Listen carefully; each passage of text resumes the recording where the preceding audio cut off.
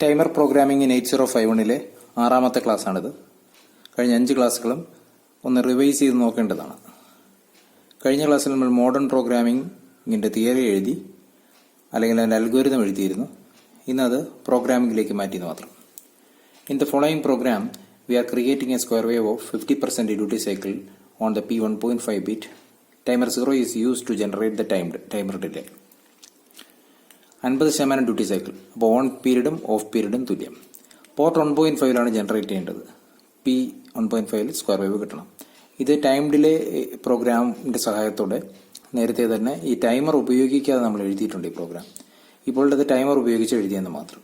അപ്പോൾ അതിന് വേണ്ടുന്ന 7 സ്റ്റെപ്സ് നമ്മൾ കഴിഞ്ഞ ക്ലാസ്സിൽ നോക്കിയിരുന്നു. കഴിഞ്ഞ ക്ലാസ്സിലെ പ്രോഗ്രാം പ്രത്യേകിച്ചും ഒന്നുകൂടെ നോക്കണം. 7 സ്റ്റെപ്പുകൾ എന്ന് പറയുന്നത്: ടി മോഡ് സെറ്റ് ചെയ്യണം, TL and TH initial count കൊടുക്കണം, ടൈമറിനെ സ്റ്റാർട്ട് ചെയ്യണം, ടൈമർ ഫ്ലാഗിനെ മോണിറ്റർ ചെയ്യണം, ടൈമറിനെ സ്റ്റോപ്പ് ചെയ്യണം, ടൈമർ ഫ്ലാഗ് എത്തിയാൽ സ്റ്റോപ്പ് ചെയ്യണം, ടൈമർ ഫ്ലാഗ് ക്ലിയർ ചെയ്യുക, go back to step 2 to repeat. ഈ 7 സ്റ്റെപ്പുകളാണ് കഴിഞ്ഞ ക്ലാസ്സിൽ നമ്മൾ പഠിച്ചത്. ഇത് തന്നെ അസംബ്ലി ലാംഗ്വേജിലേക്ക് മാറുമ്പോൾ എങ്ങനെ ഇൻസ്ട്രക്ഷൻസ് ആവുന്നു നോക്കാം.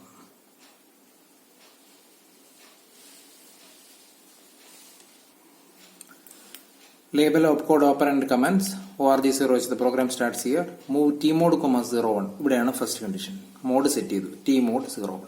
tmode രജിസ്റ്റർ ഓർത്ത് നോക്കണം. G C bar T M1 M0, വീണ്ടും G C bar T M0 M1 M0. ഇതിൽ 4 ബിറ്റ് ടൈമർ 1-നാണ്. ഇവിടെ ടൈമർ 0 ഉപയോഗിക്കുന്നതെന്ന് പറഞ്ഞിട്ടുണ്ട്. സോ ടൈമർ 1-നെ കുറിച്ച് ചിന്തിക്കുകയും വേണ്ട. അതിൽ 4 ബിറ്റും 0, അതാണ് 0. 8 ബിറ്റാണിത്. അടുത്ത 1 0 0 0 1 എന്നുള്ളതാണ് 1 എന്ന് പറയുന്നത്. അപ്പോൾ അതെങ്ങനെയായിരിക്കും? G C bar T 01 എന്നാണ്. G0 G ബിറ്റ് എന്ന് പറഞ്ഞാൽ 0 എന്ന് പറഞ്ഞാൽ അർത്ഥം എന്താ? ഹാർഡ്വെയർ കൺട്രോൾഡ് അല്ല, സോഫ്റ്റ്വെയർ കൺട്രോൾഡ് ആണ്. C bar T 0 ആണെങ്കിൽ, രണ്ടാമത്തെ ബിറ്റ് 0 ആണെങ്കിൽ അർത്ഥം എന്താ? ടൈമറാണ്. അടുത്ത 01 എന്ന് പറഞ്ഞാൽ എന്താണ്? Timer 0 in 16 bit timer. നമ്മൾ ഓർത്ത് നോക്കണം. Mode 0 is 13 bit, mode 1 is 16 bit, mode 2 is 8 bit and mode 3 is split timer. ഇവിടുത്തെ കേസിൽ മോഡ് 1 ആണ്. So 16 bit timer. ഇതാണ് tmode. ഇത് രജിസ്റ്റർ പോലെ നമുക്ക് ഉപയോഗിക്കാൻ നമ്മൾ നേരത്തെ പറഞ്ഞിട്ടുണ്ട്. ഇൻസ്ട്രക്ഷൻ ഒരു രജിസ്റ്റർ R1 R2 എന്ന് പറഞ്ഞ രജിസ്റ്റർ ഉപയോഗിക്കുന്നത് പോലെ ഉള്ളൂ. Move TLO, 0 F2H #0 F2H. Move THO, #0 FFH. അപ്പോൾ ഇവിടുത്തെ കണ്ടീഷൻ എന്ന് പറഞ്ഞാൽ TLOയിലും THOയിലും ടൈമർ 0 ആയതുകൊണ്ടാണ് TLO, അല്ലെങ്കിൽ TL1 ആയിരുന്നേനെ, അല്ലെങ്കിൽ TH1 ആയിരുന്നേനെ. FF2 അതാണ് ഹയറും ലോവറും വെച്ച് വായിച്ചാൽ FF2. ഇതാണ് കൗണ്ട്. അപ്പോൾ കൗണ്ട് സ്റ്റാർട്ടിംഗ് കൗണ്ടാണ് FF2. അപ്പോൾ മുകളിലേക്ക് എണ്ണാൻ സാധിക്കുള്ളൂ. FF3 FF4 FF5 F6 F7 F8 F9 FA FB FC FD FE FFI. അത് കഴിഞ്ഞ് ഒരു പൾസ് കൂടെ കഴിയുമ്പോൾ 00 ടൈമർ റോൾ ഓവർ ചെയ്യും. അതുവരെ എണ്ണും. അതാണ് ഈ കൗണ്ടിന്റെ പ്രത്യേകത. കൊടുത്തിരിക്കുന്ന കൗണ്ട് പ്രത്യേകം ശ്രദ്ധിക്കുക. FF2. CPL P1.5. ഇതാണ് നമ്മൾ P1.5 സ്ക്വയർ വേവ് ജനറേറ്റ് ചെയ്യാനുള്ള പ്രോഗ്രാം. CPL കോംപ്ലിമെന്റ് P1.5 1 ആയിരുന്നെങ്കിൽ ഇപ്പോൾ 0, ഇപ്പോൾ 0 ആയിരുന്നെങ്കിൽ 1. Toggle P1.5. എന്നിട്ട് കോൾ ഡിലേ. നമ്മുടെ സാധാരണ ഡിലേ പ്രോഗ്രാം വിളിക്കുന്ന പോലെ ഡിലേ പ്രോഗ്രാമിൽ പോയിട്ട് ഇവിടെയാണ് ടൈമറിനെ നമ്മൾ ഓൺ ചെയ്യുന്നത്. യൂഷ്വൽ കേസിൽ ഡിലേ ആയിരുന്നു, പക്ഷെ ഇവിടെ ടൈമറിലേക്ക് മാറി. നോക്കൂ, ഡിലേയിലേക്ക് വന്നു. ഡിലേയിൽ വരുമ്പോൾ എന്താ ചെയ്യുക? ZBTRO. ഈ ഇൻസ്ട്രക്ഷനാണ് ടൈമറിനെ സ്റ്റാർട്ട് ചെയ്യുന്നത്. Tcon എന്ന് പറഞ്ഞ രജിസ്റ്റർ ഉണ്ട്. ആ രജിസ്റ്ററിൽ TRO എന്ന് പറഞ്ഞ ബിറ്റ് ടൈമർ 0യ്ക്കും TR1 എന്ന് പറഞ്ഞ ബിറ്റ് ടൈമർ 1-നുമാണ്. ZBTRO എന്ന് പറയുമ്പോൾ എന്ത് ചെയ്യുന്നു? ഈ TRO ബിറ്റ് 1 ആകും. TRO ബിറ്റ് 1 ആയി കഴിഞ്ഞാൽ ടൈമർ സ്റ്റാർട്ടഡ്. ടൈമർ സ്റ്റാർട്ട് ചെയ്താൽ പിന്നെയുള്ള ഇൻസ്ട്രക്ഷൻ ഇതാണ് ഏറ്റവും important instruction. JNB TFO again. Jump on no bit. TFO എന്ന് പറഞ്ഞാൽ എന്താണ്? Timer flag. എണ്ണി തീർന്നു കഴിഞ്ഞാൽ ഫ്ലാഗ് വരും. ഫ്ലാഗ് വന്നില്ല എങ്കിൽ എഗെയിൻ ഇവിടെ തന്നെ നിൽക്കുക. നോ ബിറ്റ് TFO ആണെങ്കിൽ ഇവിടെ തന്നെ നിൽക്കുക. എപ്പോഴാണോ ബിറ്റ് വരുന്നത് അപ്പോൾ മാത്രം പുറത്തേക്ക് പോകും. അപ്പോൾ ഫ്ലാഗ് എപ്പോഴാണ് വെയിറ്റ് ചെയ്യുക? ഇവിടെ നോക്കുക, F2 ആണ്.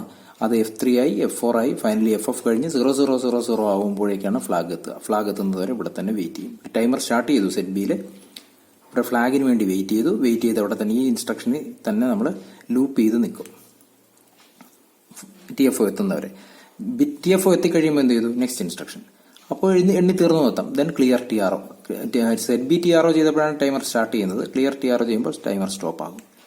ഇവിടെ ടൈമർ ഫ്ലാഗ് 0 ആയതുകൊണ്ട് ഇവിടെ നിന്ന് ടൈമർ ഫ്ലാഗ് 1 ആകുമ്പോൾ എണ്ണി തീർന്നു നിർത്താം. പുറത്ത് വന്നു കഴിയുമ്പോൾ വീണ്ടും ചെയ്യണമെങ്കിൽ ക്ലിയർ TFO. ടൈമർ ഫ്ലാഗിനെ ക്ലിയർ ചെയ്തു. റിട്ടേൺ പറഞ്ഞാൽ എവിടേക്കാണ്? കോൾ ചെയ്തിടത്തുനിന്ന് അതിനടുത്ത ഇൻസ്ട്രക്ഷനിലേക്കാണ് റിട്ടേൺ ചെയ്യുക. SJump ഹിയറിലേക്ക് റിട്ടേൺ ചെയ്യും. ഇവിടുന്ന് വരുമ്പോൾ തന്നെ SJump. എങ്ങോട്ട് ഷോർട്ട് ജമ്പാണ്? ഹിയർ എന്ന് പറഞ്ഞാൽ എന്താണ്? മൂവ് TLO, 0 വീണ്ടും കൗണ്ട് കൊടുത്തു. TLOയിൽ 0 F2 THOയിൽ FF വീണ്ടും കോംപ്ലിമെന്റ് P1.5 നേരത്തെ ഉണ്ടായിരുന്നെങ്കിൽ ഇപ്പോൾ 0 സ്ക്വയർ വേവ് ആണ്. സ്ക്വയർ വേവ് എന്ന് പറയുമ്പോൾ 1 0 A കോൾ ഡിലേ വീണ്ടും ഡിലേയിൽ വരുന്നു. ZBTRO ടൈമർ സ്റ്റാർട്ട് ചെയ്തു.